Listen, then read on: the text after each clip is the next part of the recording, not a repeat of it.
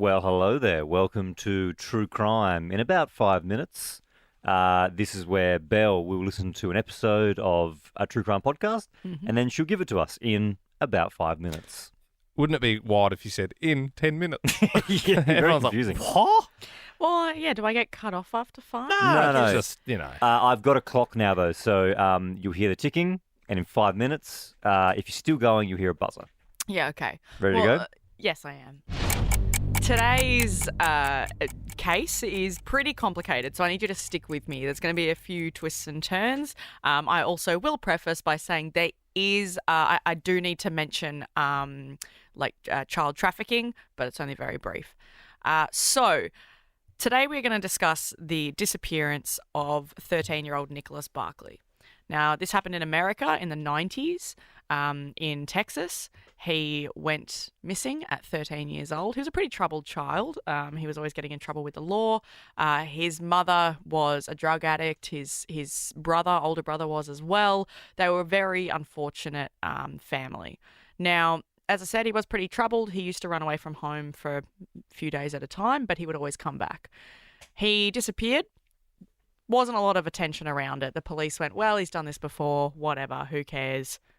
The mum kind of pushed a little bit and was like, please, I really obviously want to find my child.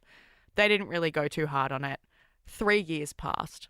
Whoa. Now, 3 years passed and still nothing. No sight, nothing. Jeez, 3 years. I Yeah. mean, you just assume dead at that point. Absolutely. Now, at this point, the older brother, he was in rehab to try and get clean. The mum, she was still just working her ass off. She had a few kids. They just kept going with life until one day they got a phone call.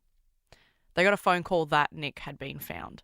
Whoa. Age 16 and a bit now, 3.5 years later. Jeez. He was found in Spain. What? Yep. He was found. They said, we've got him here. He's at a child protection place, like a place where they look after orphans and kids they've found. Yeah. They took him in and they said, look, he's quite troubled. He said that he got kidnapped and he got taken around Europe. And then he's ended up here. He escaped.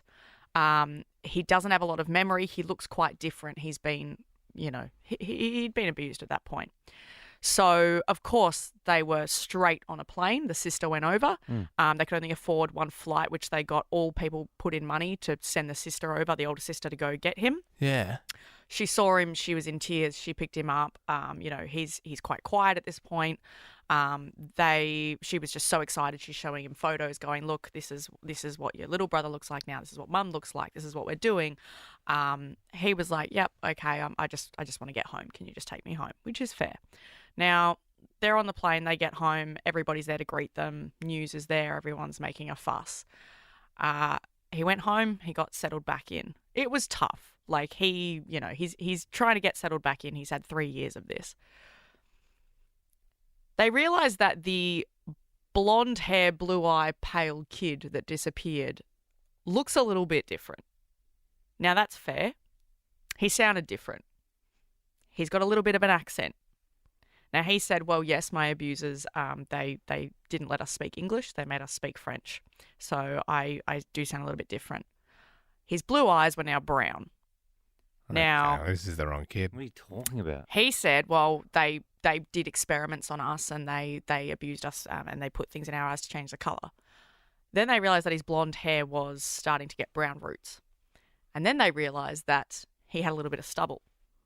And a 16-year-old kid with full What? stubble. What is going on? Now, it's about 4 months later at this point. Now, the mum was completely in denial of that. She said, no, this is my son. It's him. He's got the same nose. He's got the same face. I said, well, he's a little bit tanned as well. She said, look, he's been taken around Europe. He says that's fine. The sister also agrees. She says, look, he knows everyone in the family. He knows where we live. He knows all this. The only person that was a little bit sus was the older brother. He, apparently, all he said to the kid, Nicholas, we'll call him now, was good luck. He walked up to him and said, good luck.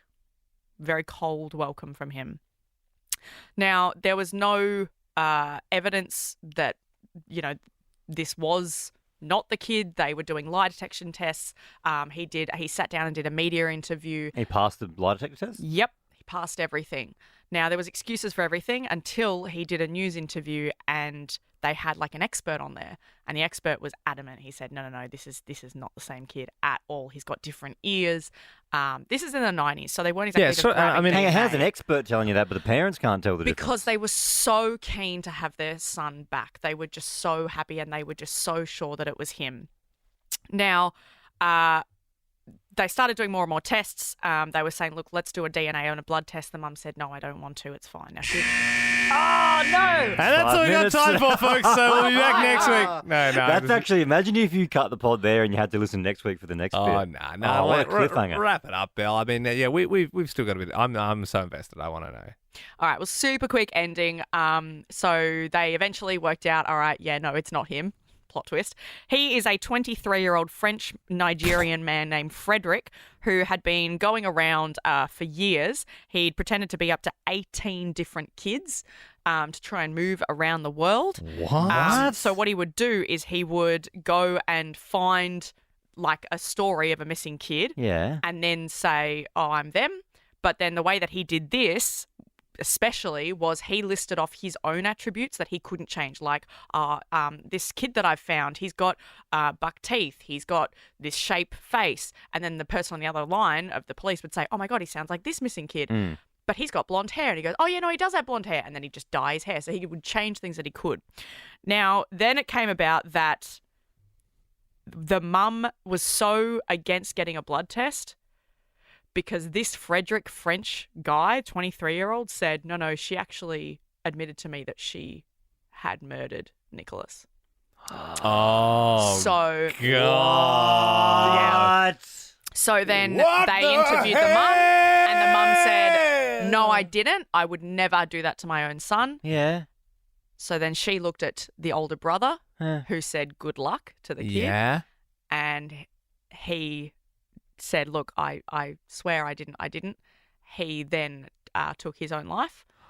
So they never got the older answers brother there. did. Yes. No. And then they went back to the house, the original house that this all happened when the kid went missing at 13 years old. And the new owner said, yeah, there's actually a spot in the backyard that my dog keeps digging at, and there was a bit of tarp in there. And that's where it ended. So you don't know if it was the mum or the brother. Never know. Jeez. But they found the bodies? No.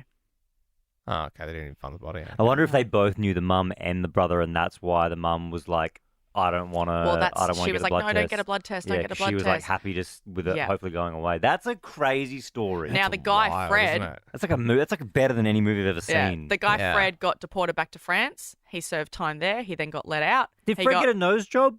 Did he get like plastic and surgery? the funny thing is, so the I want to see sister the actually photo of said, these side to side. Eh? Yeah, you can. 23-year-old being a 16-year-old. the sister that picked him up said, oh, you look exactly the same. Look, you still got your same nose. Exactly, like she literally was like. So he did just look a bit like the He kid. made sure that What's all his the kids name? that Frederick. I'll have to get that because it's a weird spelling. But if you type in the chameleon in Google, Frederick the chameleon, that's what he was known as. Wow. So then he went on to have 5 kids and The chameleon? Yep. Married. Yep. But then he also. What was the goal? Was it just to move overseas? Yeah. Or he just liked to lie and deceive? He liked to just It's a live weird different unit. lives. He said that he went up to like hundreds of different people. But yeah. That's wild. And then another a quick one.